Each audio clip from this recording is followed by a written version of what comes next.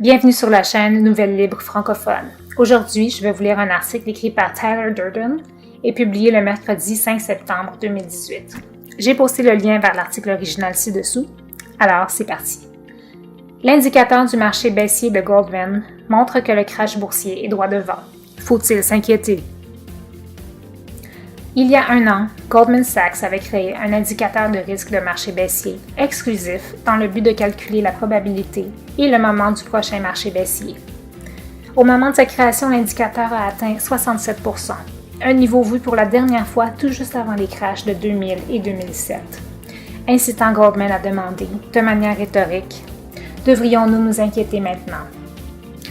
Alors que la réponse de Goldman était un oui muet, rien de dramatique ne s'est produit dans les mois qui ont suivi, grâce aux mesures de relance fiscale de 1,5 billion de dollars de l'administration Trump, qui ont agi comme de l'adrénaline et poussé l'économie américaine à plein régime de façon temporaire. À l'exception de la quasi-correction de février, qui fut vite digérée par le marché sur son chemin vers de nouveaux sommets. Sur ce point, il faut exclure les marchés baissiers sectoriels, qui ont touché à peu près tout, les marchés émergents à la Chine, en passant par les matières premières et les banques européennes. À l'époque, Goldman a écrit avoir examiné plus de 40 variables de données, parmi les données macro, commerciales et techniques, et analysé leur comportement face aux principaux tournants majeurs du marché. La plupart, pris individuellement, ne fonctionnaient pas de manière cohérente en tant qu'indicateurs principaux, ou ils donnaient comme résultat trop de faux positifs pour être considérés comme des prédicteurs utiles. La banque a donc mis au point un indicateur de risque de marché baissier basé sur 5 facteurs combinés qui fournissent un guide raisonnable pour prédire le risque de marché baissier, ou du moins le risque de rendement faible. Ces 5 indicateurs sont la valeur financière, l'ISM ou la dynamique de croissance, le chômage, l'inflation et la courbe de rendement. Comme Peter Oppenheimer de Goldman l'a expliqué, bien qu'aucun indicateur ne soit fiable en soi, la combinaison de ces 5 éléments semble fournir un signal raisonnable pour le risque de marché baissier futur. Aujourd'hui, un an plus tard, Goldman a refait l'analyse et renommé son indicateur comme suit. Indicateur de risque de marché haussier baissier. Et constate que le risque d'un marché baissier est désormais non seulement près de 10% supérieur à celui d'il y a un an, mais bien supérieur à ce qu'il était juste avant les 2 derniers crashs, établissant la probabilité d'un crash à environ 75%, bien établi dans la zone rouge et très près du niveau le plus élevé de tous les temps. Ou, comme Goldman le dit, notre indicateur de marché haussier, baissier, clignote en rouge.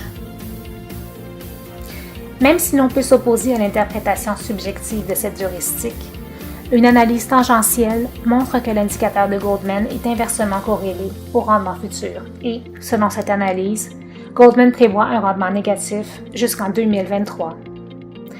Même Oppenheimer de Goldman admet que l'indicateur se situe à des niveaux qui ont historiquement précédé un marché baissier. Devrions-nous prendre cela au sérieux? Il est toujours risqué d'affirmer que cette période est différente que les précédentes, mais 2 scénarios sont probables pour les 3 à 5 prochaines années. En d'autres termes, dans quelle mesure devrions-nous nous inquiéter d'un marché baissier? La réponse de Goldman est double. Elle présente 2 résultats possibles, soit un marché baissier cathartique ou une période de rendement plus long et plus faible dans un avenir prévisible. Naturellement, Goldman est plus enclin à choisir la deuxième option. Premier scénario. Un marché baissier cathartique dans l'ensemble des marchés financiers. Ceci s'est généralement produit dans le passé lorsque l'indicateur a atteint des niveaux élevés. Cela serait très probablement engendré par des taux d'intérêt à la hausse et une inflation plus élevée, inversant le facteur commun qui a alimenté les valorisations et les rendements des actifs financiers au cours des dernières années, ou une baisse plus forte que prévue de la croissance. Un tel marché baissier pourrait alors refonder les valorisations à un niveau à partir duquel un nouveau et puissant cycle de reprise pourrait émerger. Deuxième scénario. Une longue période de rendement relativement faible sur l'ensemble des actifs financiers. Cela impliquerait une période de faible rendement sans la présence d'une tendance claire dans le marché. avec les investisseurs de détail se dépêchant d'acheter aux investisseurs institutionnels tout ce qu'il leur reste à la dernière minute du plus long marché haussier de l'histoire, Goldman ne veut pas effrayer ses clients et les inciter à la vente, et écrit que plusieurs facteurs suggèrent qu'un retour sur investissement plus allongé dans le temps serait plus probable, et ce, pour 3 raisons. Première raison. La valorisation est actuellement le facteur le plus tendu ou exagéré de l'indicateur. Donc, d'autres facteurs, tels que l'inflation, semblent plus raisonnables. Ceci est illustré principalement par une fonction représentant une politique monétaire très souple et des rendements obligatoires. Seconde raison. L'inflation et, par conséquent, les hausses de taux d'intérêt ont joué un rôle important dans la hausse des risques de marché baissiers au cours des cycles précédents. Des facteurs structurels peuvent maintenir l'inflation plus basse que par le passé. Et les directives à terme de la Banque centrale réduisent la volatilité des taux d'intérêt et de la prime à terme. Sans resserrement de la politique monétaire, les craintes d'une récession imminente, et donc les risques d'un marché baissier cyclique, sont plus faibles. Tant que la courbe de Phillips demeurera aussi stable que maintenant, des marchés du travail solides pourront continuer sans le risque d'une récession déclenchée par un resserrement des taux d'intérêt. Bien que cela ne se soit pas produit auparavant aux États-Unis et que le cycle économique n'a pas duré plus de 10 ans, d'autres économies ont connu de très longs cycles économiques pendant lesquels le taux de chômage n'a que sensiblement bougé pendant de nombreuses années.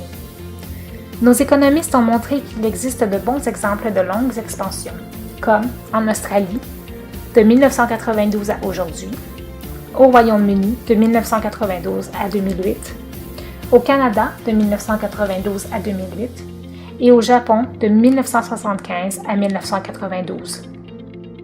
Ils trouvent généralement qu'une courbe de Phillips plus allongée, une réglementation financière plus stricte et un manque de déséquilibre financier sont tous de bons indicateurs de la probabilité d'un long cycle.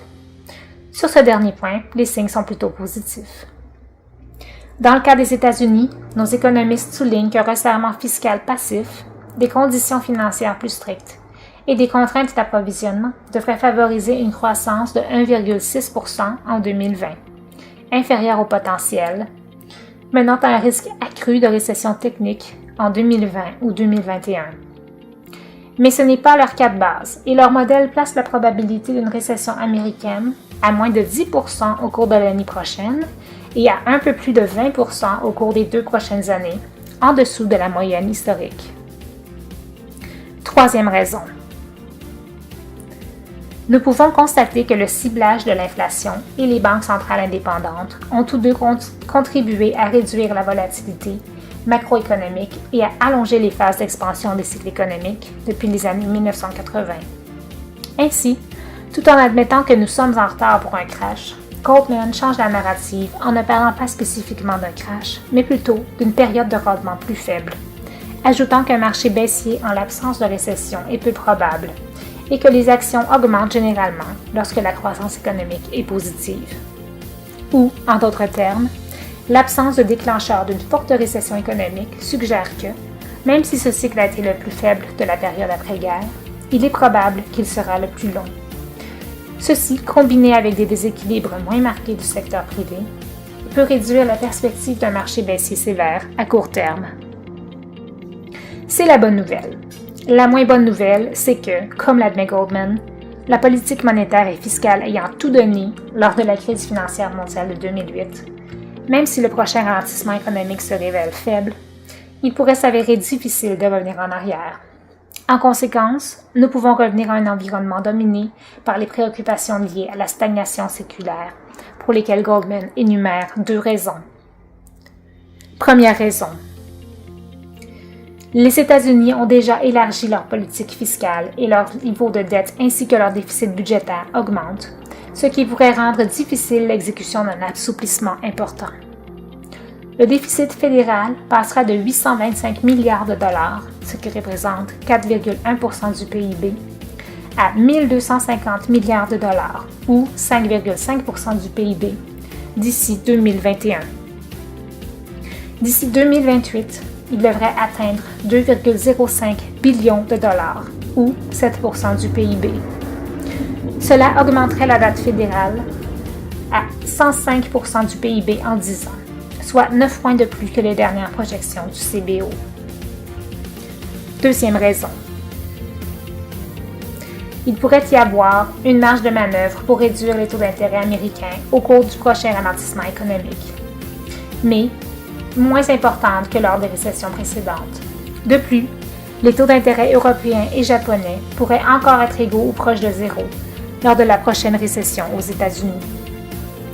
En d'autres termes, alors que les indicateurs de Goldman suggèrent un crash imminent, la banque redirige la discussion vers une période de faible rendement et de stagnation séculaire qui, tout en éliminant la menace d'un effondrement imminent, suscite encore plus d'inquiétude concernant les investissements dans le marché actuel.